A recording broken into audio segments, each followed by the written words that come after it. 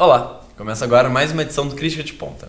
Neste programa iremos falar sobre o Dia Mundial da Fotografia, a campanha realizada por Kamala Harris para disputar a presidência dos Estados Unidos, o clássico O Jornalista e o Assassino, de Janet Malcolm, a nova temporada da série The Boys, sobre a personagem Catarina da novela O Cravo e a Rosa e sobre o último sucesso do cinema, Divertidamente 2.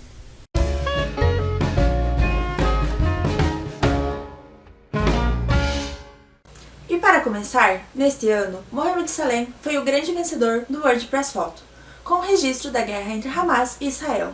É importante destacar que na edição passada, em 2023, também foi colocado em foco o sofrimento gerado pelos conflitos armados, com uma fotografia de Philippe Dana, que mostrava a situação das cidades atingidas pelo conflito entre Rússia e Ucrânia. A imagem de Mohamed mostra Inaz Abu Ma'amar, de 36 anos, abraçada com o corpo da sobrinha Sally, de 5 anos, que foi atingida por um míssil israelita na faixa de Gaza. A fotografia, apesar de não mostrar rostos, consegue evidenciar a dor da perda. E mesmo sem ter o contexto da foto ou sem saber quem são as pessoas envolvidas, isso gera no público um sofrimento, mostra a dor realmente do que é a perda. E é uma foto muito respeitosa, e mesmo não sendo explícita, ela consegue denunciar o que é a violência da guerra. A forma como o corpo é segurado lembra muito a famosa escultura de Michelangelo, Pietà, que mostra Maria segurando o corpo de Jesus Cristo no colo. Esse paralelo remete tanto à dor da perda dos parentes, quanto à ingenuidade das vítimas, que estão em meio a um conflito que não necessariamente os diz respeito. A foto de Philippe Dana também mostra o cotidiano de civis sendo afetado por conflitos externos. A fotografia mostra uma casa simples no sentido de guardar uma vida honesta, sendo invadida pela violência. O registro quase dá a sensação de que você está invadindo um momento particular, pela forma como o cachorro, o único elemento vivo na foto, está protegendo a sua família, que não está mais lá. Não só as imagens impactantes de guerra, porém, que atraem o júri e o público. A fauna também é algo muito explorado nesse ramo. Por exemplo, neste ano, Francis Gillespie conseguiu um close de uma abelha. A fotografia mostra todos os detalhes da anatomia desse animal, o que engrandece esse inseto, que geralmente é tão pequeno ao olhar humano. Também mostra toda a complexidade envolvendo o animal e também permite uma perspectiva diferente da que a gente geralmente tem. Ou Ian Ford, com o incrível momento de uma onça atacando um jacaré. Ele foi vencedor do Sony World Photography e na categoria de Mundo Natural e Vida Selvagem, que rendeu uma fotografia digna de cena de filme. Dessa forma, nesse Dia Mundial da Fotografia, mostramos apenas um pouco do potencial que tem nesta arte. E é importante destacar como a fotografia é uma ferramenta capaz de mostrar aspectos frágeis da sociedade. Em uma realidade de redes sociais, onde todo mundo está sendo bombardeado com fotos a todo momento, o ato de parar e ver uma fotografia se desfez e se tornou algo quase banal ao ato de fotografar e ver uma fotografia. Com a desistência de Joe Biden e a entrada de Kamala Harris pelo Partido Democrata, as eleições norte-americanas parecem ter ficado cada vez mais acirradas, segundo as pesquisas que colocam ambos os candidatos em empate técnico. Após o atentado contra Donald Trump e os problemas de saúde mental de Biden aparentes, a vitória republicana parecia certa. Entretanto, Kamala Harris tem se mostrado uma força inesperada dentro do eleitorado. Diferente de seu adversário, a democrata tem apostado em uma abordagem focada em pautas sociais, algo que o ex-presidente já demonstrou repúdio. Trump vem utilizando inteligências artificiais para disseminar notícias falsas nas redes sociais. Kamala, por outro lado, tem priorizado sua interação com os eleitores, em especial o público mais jovem, por meio das redes, com foco no X ou Twitter. Nele, intencionalmente ou não, a candidata tem acumulado memes e interações que conseguem atingir uma grande quantidade de usuários. Um exemplo disso é a capa do perfil de campanha de Harris, que segue a estética do álbum Breath, de Charli XCX, que viralizou nas redes sociais durante o primeiro semestre de 2024. Outro meme utilizado por Harris, que inconscientemente cresce na população norte-americana, é a frase: "Você pensa que acabou de cair de um coqueiro?" You think you just fell out of a coconut tree? You exist in the context. A citação possui um significado que faz referência à mãe da candidata, que via os jovens como indiferentes da sua hereditariedade, não se importando com o contexto em que vivem. O meme ganhou tanto destaque na campanha de Kamala que o seu compilado de ações para a corrida presidencial foram nomeados de Operação Coqueiro. Essas ações, utilizadas pela candidata à presidência do ZEWA, têm se mostrado cada vez mais efetivas, especialmente pelo fato que a nova geração de eleitores se encontra num aspecto que cresce cronicamente online, mantendo-se por dentro das novidades nas redes sociais. Kamala usa isso a seu favor, o que pode passar despercebido, ganhando facilmente os olhares da nova geração para que se lembrem de votar em Kamala Harris. Sua candidatura foi oficializada na segunda-feira, dia 19, na Convenção Democrata, em Chicago. Joe Biden prometeu se empenhar para eleger a vice como sua futura sucessora. Atualmente, Kamala está com 47% das intenções de voto dos eleitores americanos, de acordo com uma pesquisa realizada pelo Washington Post, ABC News e Ipsos. Caso eleita, será a primeira mulher a ocupar o cargo de presidência no país. O Crítica de Mídia de hoje recomenda uma leitura que vai te deixar dividido entre o certo e o errado. O Jornalista e o Assassino é uma das obras mais conhecidas de Janet Malcolm. Foi publicada pela primeira vez em 2011 e tem 176 páginas de uma intrigante história real que se passa na década de 70. Na obra, um jornalista ambicioso se perde entre os princípios da ética da sua profissão, ao se aproximar da fonte, um homem julgado por um assassinato brutal. Jeffrey MacDonald é um homem rico acusado de matar a sua esposa e as 2 filhas. No seu julgamento, MacDonald conhece o jornalista Joey McGinnis e o incentiva a escrever uma história sobre ele. A dualidade de lados começa quando o jornalista se aproxima do réu e começa a descobrir detalhes incriminadores. O manipulador assassino acredita conseguir que o jornalista escreva por sua inocência, enquanto o jornalista, livre das manipulações, se mantém próximo do réu conquistando informações que mais ninguém conseguiria. Essa escrita de Malcolm provoca propositalmente amplas interpretações sobre o caso, fazendo com que o leitor fique imerso durante toda a leitura. Além de uma boa narrativa, se constrói ali um paralelo entre o certo e o errado, entre a ética e a ambição.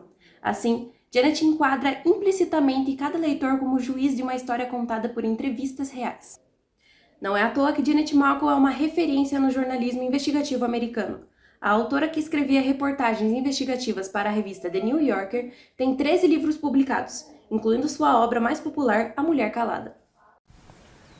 A 4ª temporada de The Boys, série queridinha do público do serviço de streaming da Amazon, chegou após 2 anos de produção. E assim como a demora para a série, o público conservador demorou para perceber que eles, em grande parte, são alvo da piada. Mas fica frio. O papai chegou. Seja por meio da paródia do ambiente corporativo ou por uma versão adaptada, representativa dos quadrinhos, The Boys sempre posicionou como o que o público insatisfeito chama de woke, dominação criada pela extrema-direita para chamar produtos que apoiem pautas sociais ou sejam tidas como de esquerda. Tendo isso dito, The Boys segue antenada nas questões sociais e foge de erros, né? Bom, isso seria pedir demais, visto que a série, ao longo do seu desenvolvimento, se torna aquilo que se propõe a parodiar. Como cristã, ela sabia a diferença entre o certo e o errado. Ela sabia exatamente o que ela estava fazendo. Então querem me dizer que aqueles adolescentes estão seguros lá com ela? Com essa assassina de bebês? Ao longo da temporada, o protagonista Huey Campbell, vivido pelo ator Jack Quaid, passa por diversas situações de violência sexual, sendo 4 delas em tela. Como exemplo, temos o 6º episódio da temporada, chamado Truque Sujo, onde Huey precisa se infiltrar numa festa de elite se passando por outra pessoa. O super-herói se vê trancado com 2 sadomasoquistas, sendo amarrado e abusado verbalmente por vários minutos. A produção, em diversos momentos como esse, fala em reconhecer Huey como vítima de abuso sexual e retrata o momento apenas como um mero alívio cômico.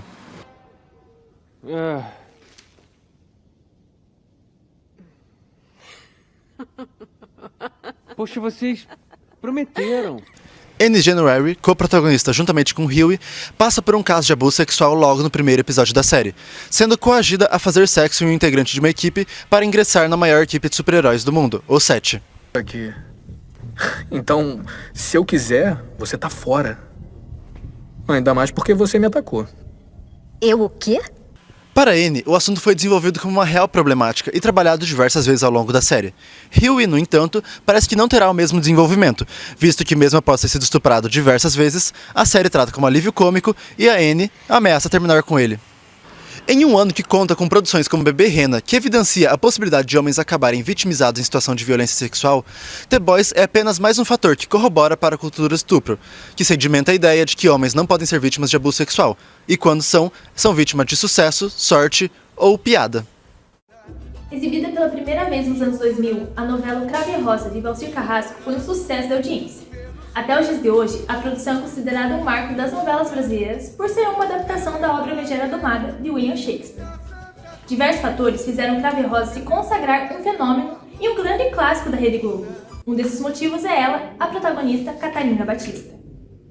Hoje, em especial, vamos falar sobre a construção dessa personagem, vivida pela renomada atriz Adriana Esteves, que venceu o prêmio de melhor atriz no Festival Internacional de Cinema de Cartagena. Adriana já fez telenovelas, séries e filme com destaque para Carminha, de Avenida Brasil, Thelma em Amor de Mãe, Celinha em Toma Lá da Cá e o mais recente, a Cibele em Os Outros. Por mais que a Adriana não fosse a protagonista dessas histórias, ela sempre trazia uma profundidade e chamava a atenção do público com sua atuação. Talvez o grande sucesso da personagem Catarina seja a discrepância da personalidade com as demais mocinhas das novelas dos anos 2000, já que ela não era representada como uma personagem amável e muito menos romântica. Na verdade, ela tem uma aversão ao casamento e é bastante geniosa, teimosa e mal falada pelos demais personagens. Na verdade, seu apelido na novela é a Fera e ela tem como característica principal atirar vaso na cabeça dos outros personagens. Desde o primeiro capítulo, Catarina foi apresentada como uma personagem inteligente, feminina e independente. Apesar de não aceitar os padrões impostos pela sociedade, a personagem sempre foi retratada como vaidosa, feminina e bonita. Isso se diferencia do modo como as feministas eram retratadas na época. Um exemplo dessa diferença entre as protagonistas de novela é a Ana Francisca, de Chocolate com Pimenta, também escrita por Valcir. A Aninha também é considerada uma personagem forte e independente, mas essas características vieram ao longo da novela. Ana Francisca era uma personagem ingênua, meiga, romântica e até em certos momentos boba. Foi só a partir das reviravoltas da trama que a personagem passou a ser considerada esperta. Apesar de muitos pontos machistas da trama, muitas vezes defendidos pelo contexto da época, a personagem de Adriana Esteves nunca perde seus ideais e suas características, mesmo após o casamento com Petrúquio. Esse é o destaque da construção da personagem. Ela não muda para caber na trama, muito pelo contrário, ela evolui e mantém a personalidade, já que sempre foi Catarina Batista. A personagem é representada até o último capítulo como uma mulher à frente do seu tempo, que luta por seus direitos e não aceita ser submissa a ninguém. Dando continuidade ao filme do mesmo nome de 2015, que conquistou crianças, adolescentes e adultos do mundo inteiro, Divertidamente 2 de 2024 continua a personificar as emoções de Riley, mas dessa vez, alegria, raiva, medo, nojinho e tristeza estão acompanhadas de novas emoções. A ansiedade, a inveja, a vergonha e o tédio. Riley está na adolescência. Laranja? Quem deixou o controle laranja? Eu não sou laranja! Eu nem relei. Laranja é um horror. Não olha pra mim. Oi, pessoal! Ah! Oi, gente, eu sou ansiedade. Onde eu ponho isso? Uma nova emoção. Cativante, a continuação começa com as novas emoções tomando conta. A ansiedade joga o senso de si da garota de 13 anos para o segundo plano, a fim de enfrentar os desafios trazidos pela adolescência da protagonista. Mas percebe que isso se torna prejudicial a ela e a faz ter um ataque de pânico em um ponto do filme. Não pode! Manda a gente embora! Somos emoções reprimidas! Não é a primeira vez que a Pixar alcança um público maior que o infantil. Viva, a vida é uma festa e Red, Crescer é uma Fera, agradaram públicos de todas as idades, ao incluírem nas animações temas como trauma geracional e amadurecimento. Embora aborde temas mais maduros do que o primeiro filme, a continuação não perde o charme. Os 4 novos personagens e a linguagem usada faz com que crianças, adolescentes e adultos possam aproveitar o filme, mesmo que não tenham visto o primeiro. Ela não pode parecer empolgada. Deixa comigo. Alegria, eu tô só curiosa. Será que eu Obrigada, posso... agora não. Isso aí! Isso não vai assombrar a gente pro resto da vida, não. Os fãs da franquia apreciarão as referências ao primeiro filme, que podem despertar nostalgia por retornar a lugares vistos no seu filme antecessor e por seguir um enredo semelhante. Combinando diversão e maturidade, Divertidamente 2 consolida-se como um clássico moderno que fala a público de todas as idades. E essa foi mais uma edição do Críticas de Ponta, produzido pela Turma A do curso de Jornalismo da UFPG. Supervisão de produção do professor Benhur Domenech.